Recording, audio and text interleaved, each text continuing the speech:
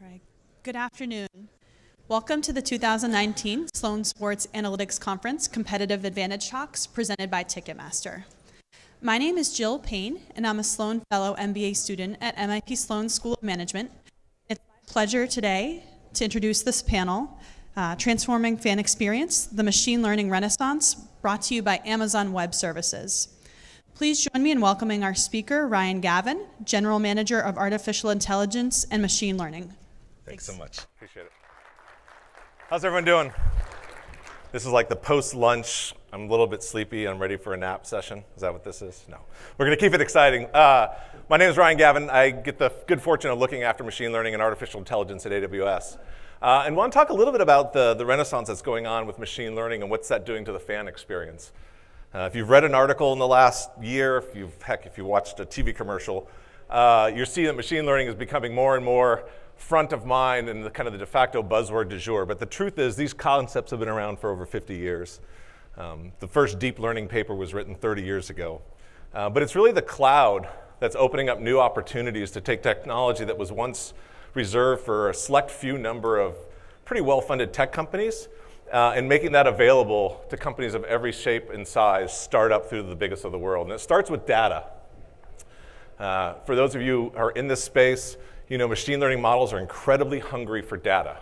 And the cloud is actually uniquely positioned to store safely and securely large amounts of data, almost infinite amounts of data, that can be then used for analysis and machine learning. On the other side of the spectrum, it's compute.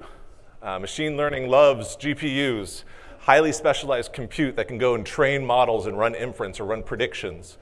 The cloud allows every organization to access these highly specialized compute options, but do so on demand when they need so, and sometimes paying just by the second. So you're not overpaying for highly specialized compute. And of course, it's your data. So you need to have the best analytics capabilities, and not just analytics, but security. And you have to have no compromises when it comes to storing your data and keeping it safe and secure. And the cloud is really allowing this transformation. In 2019, this year, 40% of all digital transformation efforts will be machine learning based. And that is true everywhere, and it is certainly true in what's happening with sports. And we are very, very fortunate at AWS to be able to work with the NFL, Major League Baseball, and Formula One on how they're re-envisioning the fan experience, both kind of the front of the house and the back of the house with machine learning. And so what I want to do today is take you through a little bit of the examples of some of the things they're working on, and then talk about the insights that we've gained as we've gone through this journey of bringing machine learning into the experience. At the highest level, there's 4 major opportunity sets that machine learning represents. The first is this idea of going from reactive to predictive. If you're not close to machine learning, you can simplify machine learning down to one concept. It's about making predictions. It's about making highly accurate predictions, and in some cases doing so real time. Predictions open up a whole new opportunity for player analysis, coach decision making, new insights for fans, and the ability to make predictions real time creates a whole new fan viewing experience. On the other side of the house, inside, there's a ton of data that's associated with every customer I talk to. Most customers are drowning in it, quite frankly. The opportunity to take the intensive work, the costly work of capturing data, analyzing data, cataloging data, putting data into the right tools and formats so then people can start to go do smart analysis on it, a lot of that work can be automated with machine learning. And our data scientists and our analytics practitioners can spend time focusing on what they're good at, which is finding new insights and helping to transform how we think about everything from the fan experience to player evaluation. And then the final piece is this idea of going from flat, relatively one-dimensional presentations of stats to something that'll feel a little bit more visually rich and engaging for our fans. So with that, let me jump right in. If you're not familiar with F1, they are an incredible organization. They have 21 countries participate in F1 race events around the world. They have 500 million fans. They are the fastest cars out there. They go 230 miles an hour. And when you're cornering or braking, they can generate up to 5 Gs of force. And just to give you a little bit of sense of the precision that goes into F1, I'm going to have you watch this video. Don't take your eyes off the screen because this goes very, very fast.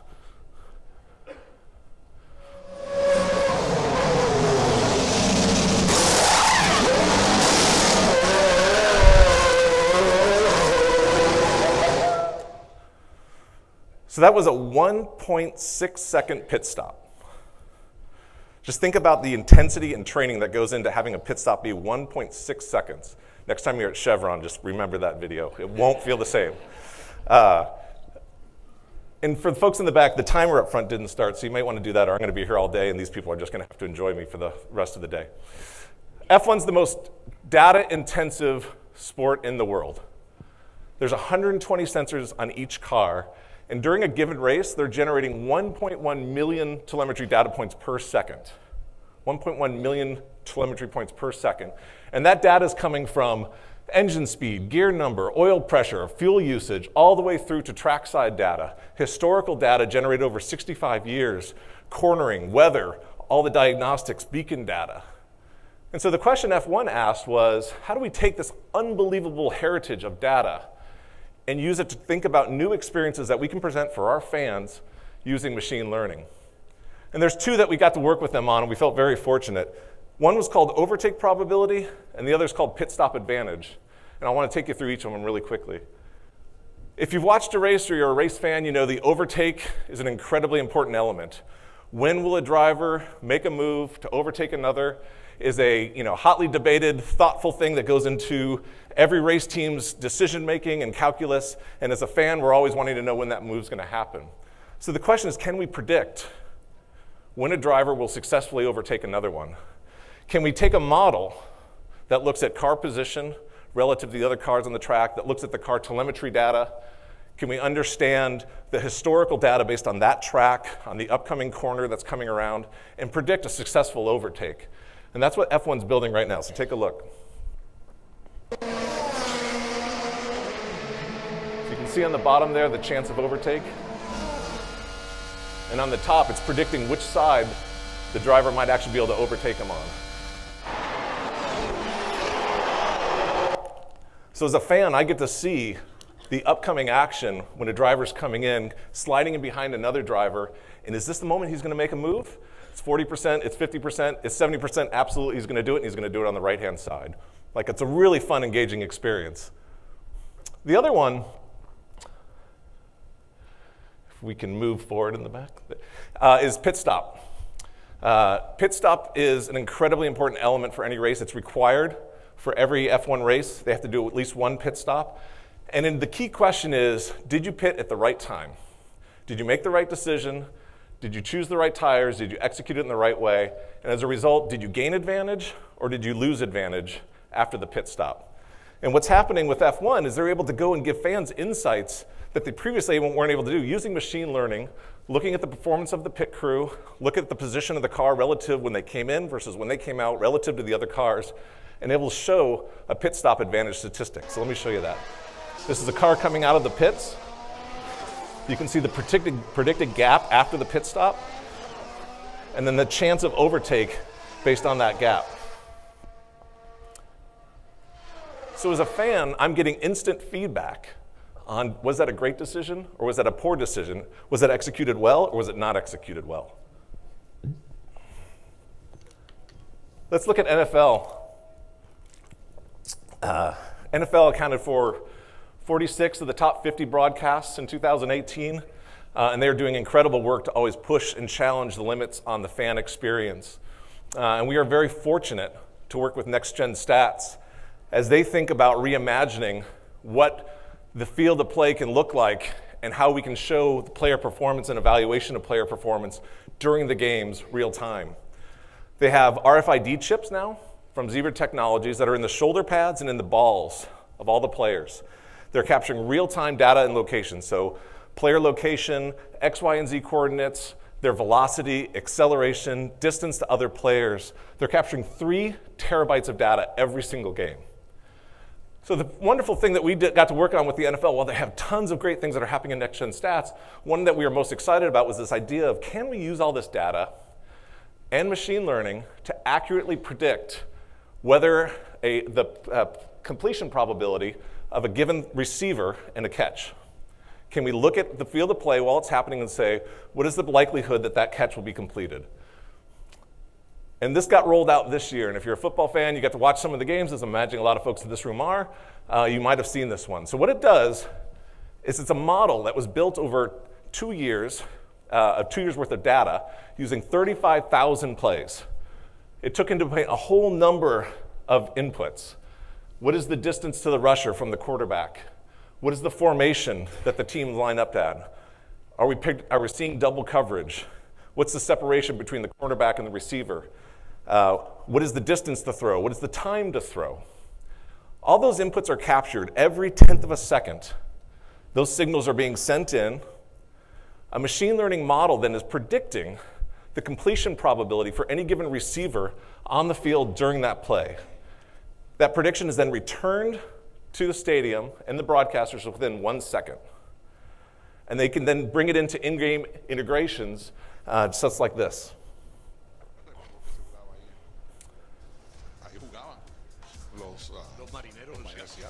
Whoops, I think we lost audio. Or we have.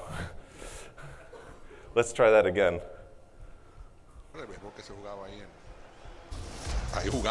Well, this is a multilingual audio, apparently. This should be Chris Collinsworth. And if I do my best Chris Collinsworth imitation, he's saying, holy cow, look at Doug Baldwin to Russell Wilson. 0.8 yards of receiver separation, 34% completion probability. Those guys do it more often than not. That was my best Chris. Can I get a little love for that? That was I've never quite had the video fail where it turns to the wrong language and you have to vamp for it. But hey, we all have firsts. I'm a homer. I'm from Seattle, so I had to show a Seahawks clip. But that was they did completion probability in the Super Bowl and a number of integrations. And it's a really cool example of how do we think about evaluating player performance using machine learning, and we can show so almost real time. Now, the last example I want to show you is from Major League Baseball. We are very, very fortunate to work with the StatCast team at Major League Baseball on how they think about all the rich history of statistics that they've been gathering and think new ways to show player evaluation and player performance during the game. So before I get into it, I'm just going to show you this clip, hopefully in English. I don't know what pitch he's going to run on, but he's not there to stand on first base. Well, he's forcing now Ottavino in the defense now to throw sliders. You have to focus on buys. Again, buys against the off-speed pitch this year has just been phenomenal. That success probability takes into account Gore's speed, which he uses here without a throw. Don't even bother. Now, what you saw there was a new integration, a stat-based integration using machine learning that was showing real time during the National League wildcard game between the Cubs and the Rockies. And it was around predicting a stolen base probability. And this one's particularly cool, so I want to take you through the journey that the team had on this one. Predicting a stolen base takes a lot of very, very interesting inputs when you think about building the model. How do you accurately predict whether a runner is going to steal a base or not? You've got to look at a number of factors. What's the runner's jump? How quickly do they get off from the bag? What's the catcher's pop time? How quickly can they get up and get rid of the ball? How fast does it take from the ball to leave the pitcher's hand to hit the catcher's mitt? What's the context of the game? What's the count? What inning? Who's on the bag, obviously? What's the lead distance the runner's taking? So StatCast was able to work with AWS to build a model that would take into account all these inputs. And the way it works is when a player hits first base and there's no player on second, Major League Baseball will send AWS a request for inference or predictions. It'll run this model and it'll produce 21 predictions, and it'll do so in 128 milliseconds. And those predictions are based on the runner's distance from the bag, taking into account all that historical data, so that real time, as the player adjusts their distance, the broadcasters can show the percentage likelihood that they're going to successfully steal that base. And it can happen real time during the broadcast. It's an incredibly impressive computational power, speed with almost zero latency that's going through to give you a fan experience that otherwise you'd have no insight into. And it's really helpful, and what we saw was getting picked up in post-game analysis as well. So I'll show you this clip. It starts for me with the pitch before. So I want to take you back. He gets a short lead. And when you have this short of a lead, the percentages are 67% from that spot that he's going to make it. Well, Joe, what are you looking for? 75 or above from Major League Baseball. And then you say, hey, we got a chance to steal that bag. I want a 75% chance. As you see here, it starts at 63. he extends to his maximum lead, it's going to be 67%. You got no shot. You got a left-handed pitcher, nobody runs on Y because he's so quick, and a catcher that gets rid of the ball quick. You're done. So situation, the pitcher on the mound, and being able to run on the catcher, none of those things were applied in this. So it wasn't a very wise decision. And so a lot of times. So it shows you kind of the power of both real time, but also in post-game analysis, where you can start to bring these insights in, and you can start to then break down a little bit more the sprint speed, the catcher's pop time, et cetera. And what was really cool about this particular integration, this was rolled out during the ESPN2 stats-driven national broadcast. And if you didn't catch this or didn't hear about it, it was really incredible. It featured 9 unique StatCast visuals, everything from defensive shift to stolen base probabilities you saw, player-pitcher fatigue, looking at defensive positioning, and it ran them 78 times during the broadcast. 78 times of these really rich visuals on the screen during the game. And it turns out something funny happened. Baseball didn't break. People actually loved it. This broadcast actually received Sports Illustrated Best Broadcast Innovation of 2018. And I know some of the text is small, but if you can read some of the tweets from some of the fans, and this is a random sampling. It's certainly not quantitative, but I will tell you this is reflective of the overall tone. You know, the StatCast 2 ESPN broadcast is the broadcast we always wanted, needed, and desired. You know, StatCast broadcast, ESPN2 is brilliant, and all networks should have an alternative advanced StatCast broadcast from here on. I'm not a huge baseball analytics guy. I typically combine some old school with some new school to find a happy medium, but the StatCast broadcast is awesome. There's a lot of room for innovation when it comes to how do we present and show visually rich, interesting, intelligible applications of statistics and machine learning inside of sports. But to do so, you got to solve 2 core problems. There's a technology and a culture piece. At Amazon, we like to talk about it's always day one, but on the machine learning team, we say it's day one and we haven't had our coffee yet. This space is very, very early. And if you're not addressing the culture aspects of bringing machine learning into your organization and only focus on the technology, I can almost guarantee you're not going to be as successful as you want to be. And so let me touch on those really, really briefly.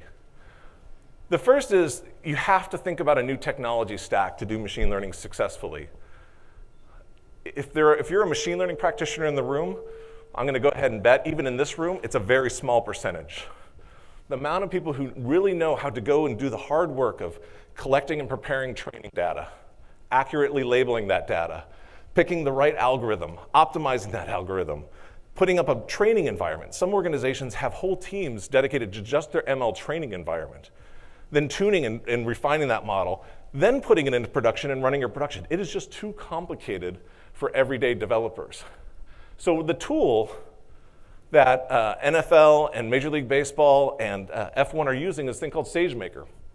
It's a fully managed service that makes it far easier to start to build, train, and deploy machine learning models. In fact, this is the tool that's quickly becoming the standard for how everyday developers become machine learning developers, because we make it far easier to go through those steps. Preparing your data. Most machine learning projects stop right there because it's hard, it's time intensive, and can be very costly.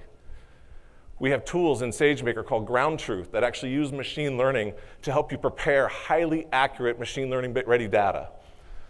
We have algorithms that are shipped as part of SageMaker that have been defined, tuned, and ready for you that have about 10x performance. We then have tools that'll do like one-click setup of your management environment, and then things that'll automatically adjust your model and hyperparameter optimization. And then when you're ready to deploy, it's one-click deployment into the cloud so you can run that inference or run those predictions.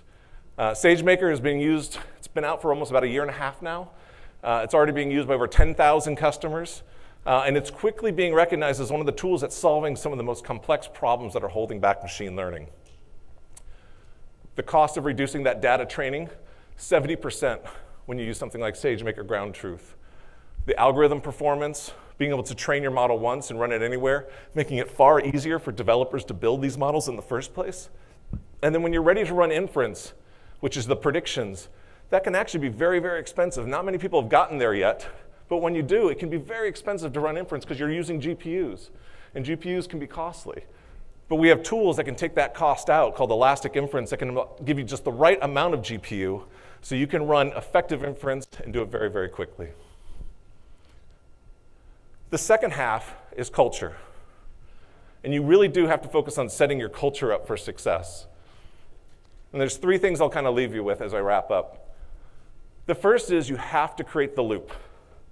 If you're not coupling technology initiatives with the business outcomes and working back from the experience that you want to have, you're going to have a tough time getting those technology initiatives through.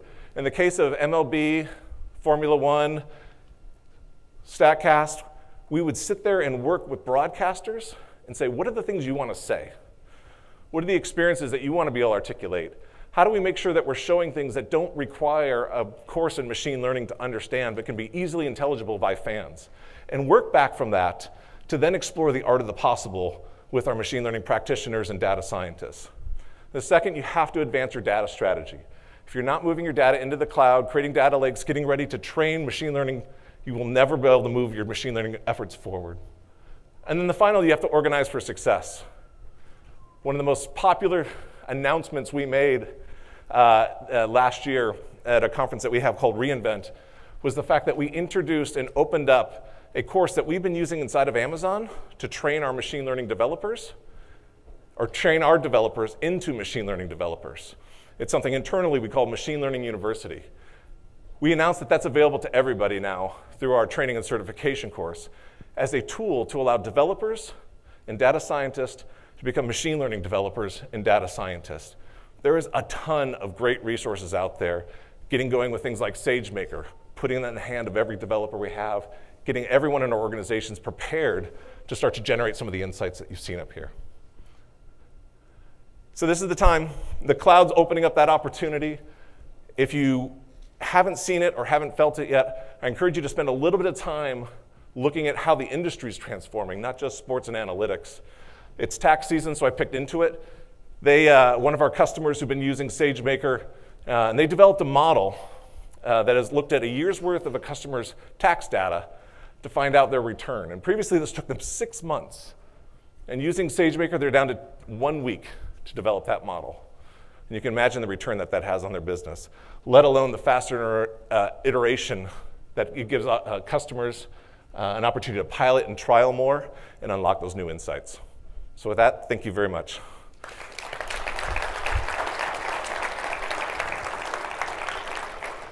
And I don't think we have time for questions, looking in the back. Yes or no? Yes, time for questions? Okay, if you have a question. Yeah.